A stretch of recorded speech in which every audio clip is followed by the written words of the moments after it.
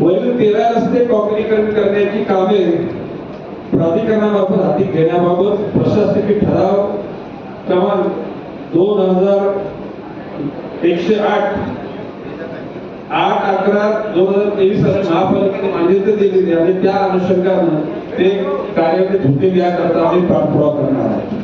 एकूण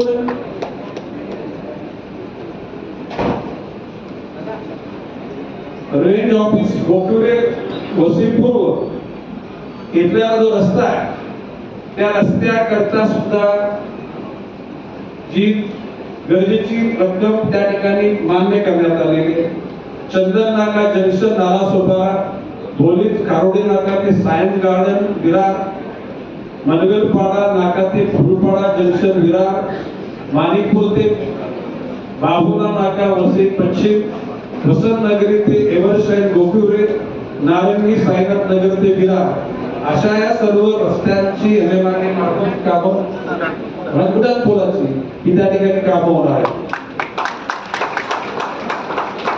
आणि ओव्हरब्रिजच्या अनुषंगाने विरार विराटनगर 307 कोटीचं, नालासोपारा ओसवाल नगरी 256 कोटीचं, नालासोपारा अलकापुरी 265 कोटीचं, वसई उमेदवार 270 कोटीचं अशा सर्व प्रस्तावित मागण्या एमएमआरडीने मान्य केलेल्या आहेत आणि त्याची कामाची सुरुवात लवकरच होणार आहे.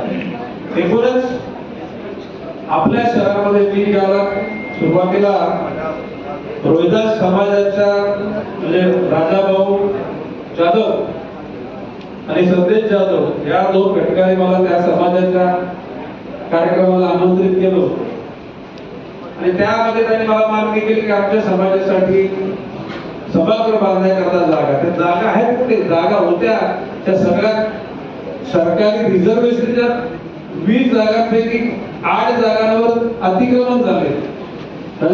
ना आता अशा परिस्थितीमध्ये बाजूच्या सगळ्या विठागराच्या जागा तो संपल्या आणि म्हणून वसई मध्ये असलेला कोकटे सॉल्ट याची जी 1000 एकर जागा होती त्याच्यातली साधारण 700 एकर जागा महानगरपालिकेला आणि माननीय आयुक्तांना मी म्हटलेलं आणि राजन आणि स्नेहाला पण म्हटलेलं की या शहरामध्ये हिंदू, मुसलमान, बौद्ध, ख्रिश्चन, जैन, शीख आणि हिंदूमध्ये असलेल्या विविध पोट जाती त्या सगळ्यांचं सर्वेक्षण करून त्या सर्व समाजाच्या घटकांकरता कमीत कमी 200 मीटर ते 2000 मीटर ते 3000, 4000, 5 मोठा समाज असेल तर 2-3 एकर जागा सुद्धा अशा प्रकारची प्लॉटिंग पाडून सर्व समाजाला हक्काची जागा देण्याचं निश्चित केलेलं आहे.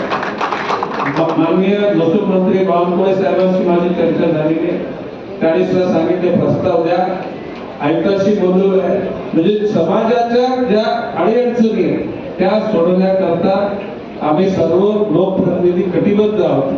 मला वाटतं की याच्या पलीकडे आणखी आता माहिती देण्याची गरज नाही. आता व्यक्तिगत आणि कोकटेश्वर मध्ये साधारणपणे 200 एकराचा होल्डिंग प्लॉट. किती?